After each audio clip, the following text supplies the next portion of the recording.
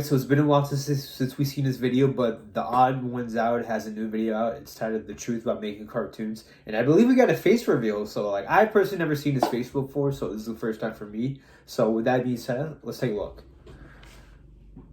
Hello, I just wanted to let you know that the Scribble Showdown tour is coming back. Yep, we'll be okay. going to these places on these dates. If you're interested, then check out the link in the This is my first time seeing his face, so. Otherwise, enjoy the video. Also, I have facial hair now. Recently, I read the worst YouTube comment ever, and I can't stop thinking about it. This comment lives in my head completely rent-free. It lives in its own private penthouse. The comment was concerning my upload schedule, and it was, if anime studios can make an episode of anime in 1 week, then these YouTubers can make a video in a month. Initially, I reacted like, you think that's how this works? You think anime studios post an episode and go, great work, team? Well, time to make the next episode this week. Hope none of you have any plans. I know the working conditions in Japan are bad, but sheesh. I guess all the animators are just slacking off between seasons then, huh? And as I thought about it more, I realized, I can't get too mad. This person is just uneducated about the animation industry and is probably a minor. And then I thought, hey, I know a bit about animation behind the scenes. Maybe I could talk about being an artist and educate people on the animation pipeline. So that way, I won't get any more uneducated comment for this video. When I say artist, I'm going to be talking about the Google definition of an artist.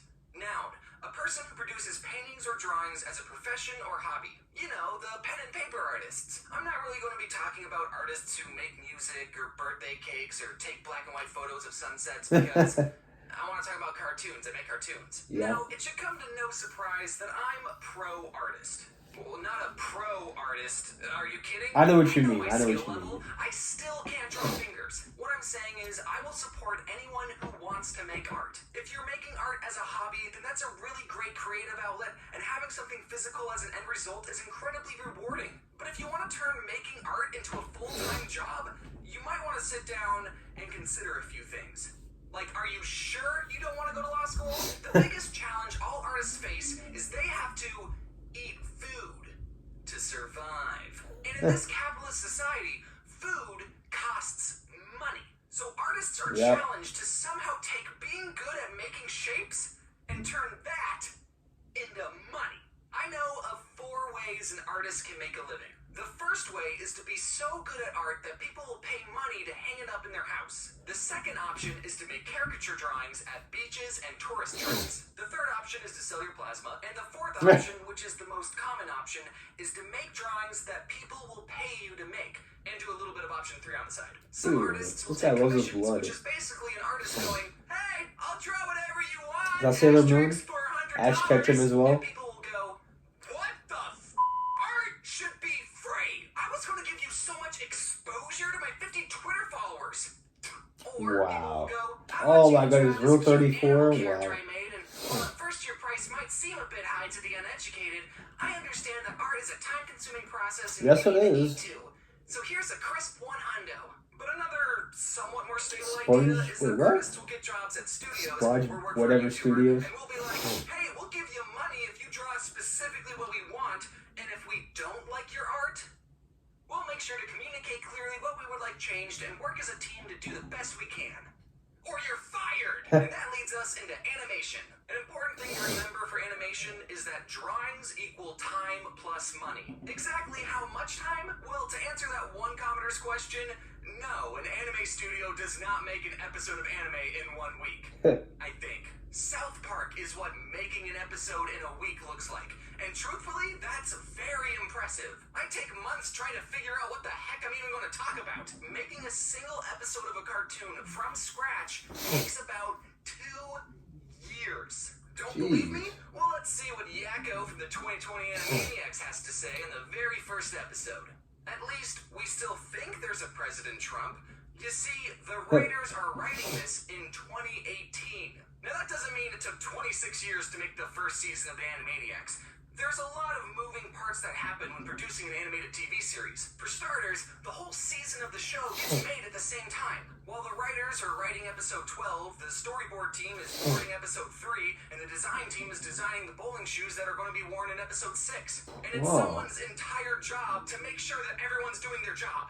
This is called the animation pipeline. And there's so many other departments that I could honestly make a whole other video about this pipeline. If you're interested, I'll do it, but just know that it takes roughly 2 years to make a season of a cartoon show, and that's why when shows reference memes, they're extremely outdated. You know, like a boss! It's beautiful, isn't it?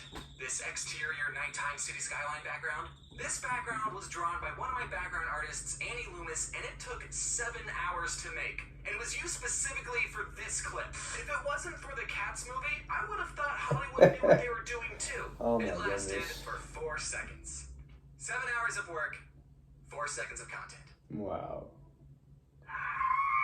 So before we continue, I'm going to make you all sit and appreciate this background for another 4 seconds. Yeah, so go you for it. double the value of this background. It's nice background.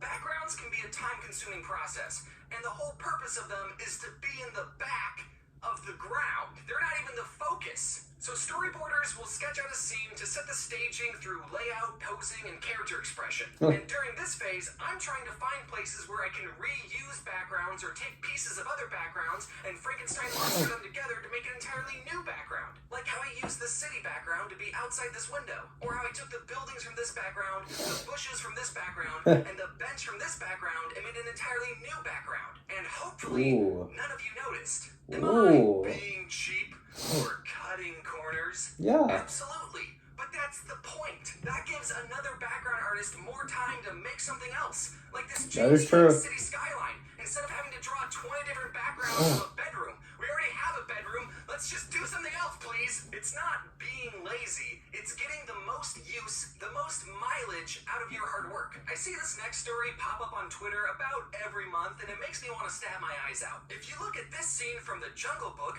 and this scene from Winnie the Pooh, these two similarly proportioned boys are literally moving in the exact same way. Man. Wait, was this plagiarized? Wow. Did someone from Winnie the Pooh plagiarize The Jungle Book? No. I never Remember noticed what I that. said about drawings equal time plus money? Well, back in the old days of animation, before fancy graphics cards and floppy disks, animation frames had to be physically painted onto floppy, transparent sheets called cells. So animated movies were essentially a really long flip book with over 100,000 hand-drawn painted pages. Back then, drawings equaled even more time and even more money. This whole sequence had to not only be drawn 24 times a second, but it also had to have the correct timing to look like a little boy was jumping on rocks. Just because you drew 24 Mowglis doesn't mean they're going to look good when you play the frames together. That's crazy. So if you're making a cartoon movie in the 70s and you need a scene where a young boy character is just being a dude and throwing rocks, and you need a really climactic fight scene,